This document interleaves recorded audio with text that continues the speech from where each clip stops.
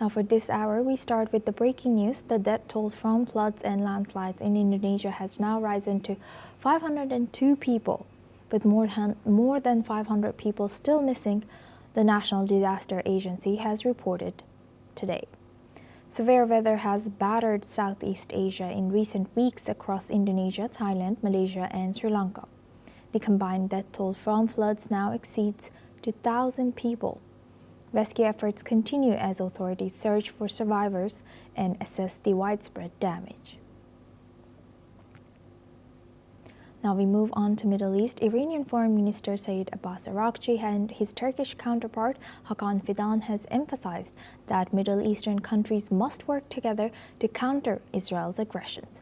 Speaking at a joint press conference in Tehran, Araghchi has highlighted violations of the Gaza ceasefire and Israel's recent attacks on Lebanon and Syria, saying these actions threaten regional stability. Let's listen in. نقض مکرر آتش‌بس در غزه و حملات اخیر رژیم صهیونیستی به لبنان و سوریه نشان می‌دهد که این رژیم نقشه‌های بزرگتری برای بی‌ثبات کردن منطقه دارد. وظیفه کشورهای منطقه است که جلوی تجاوزات و توسعه طلبی رژیم صهیونیستی از جمله در سوریه و لبنان را سد نمایند.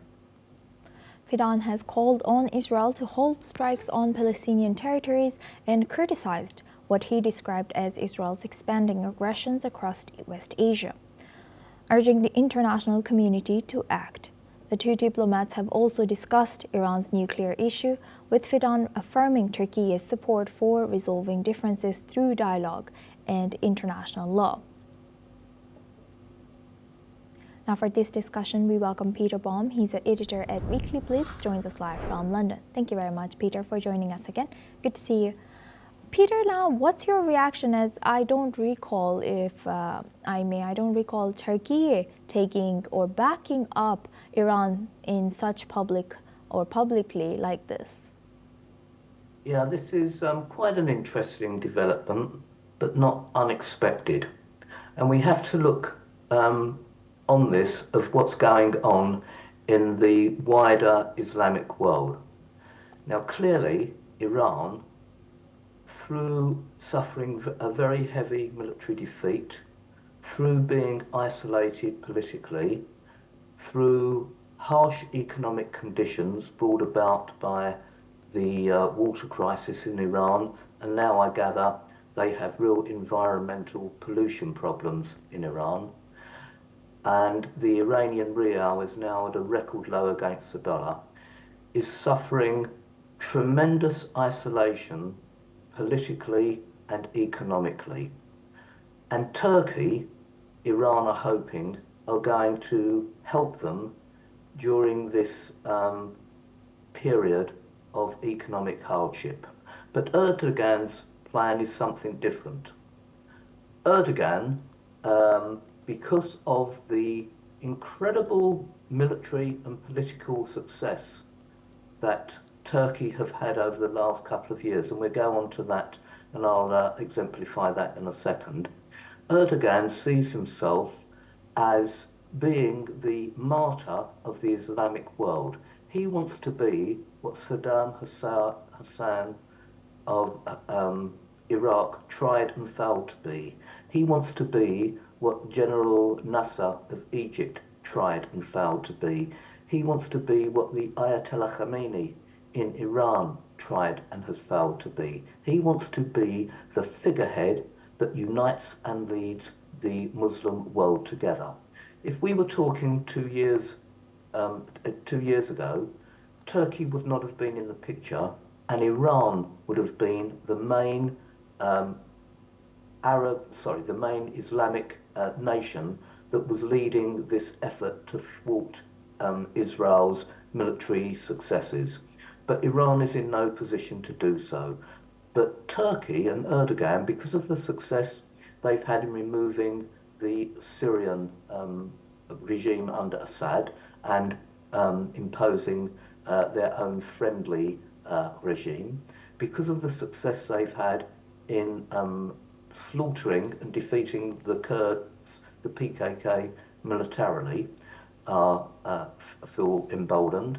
And because Turkey is a member of NATO, she feels very emboldened.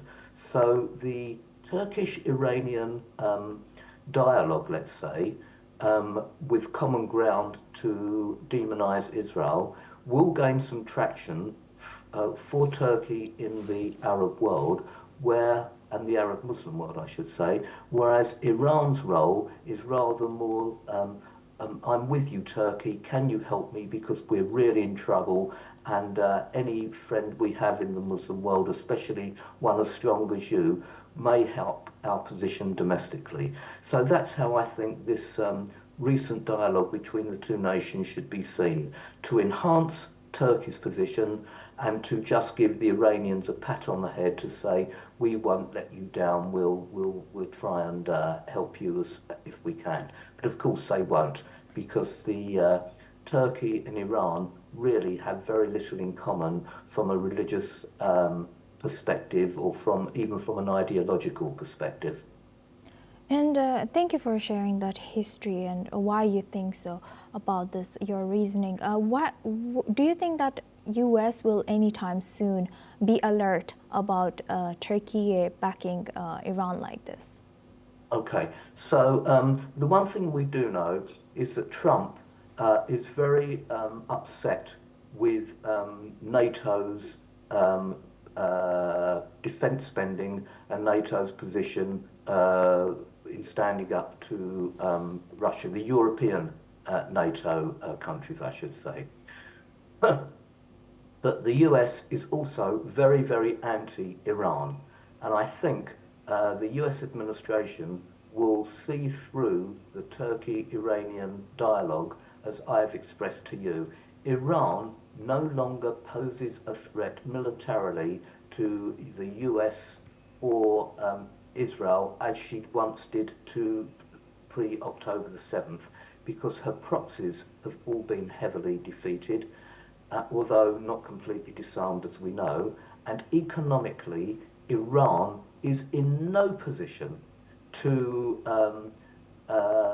be a threat to the global order, because domestically she is having real problems. There are protests in the streets.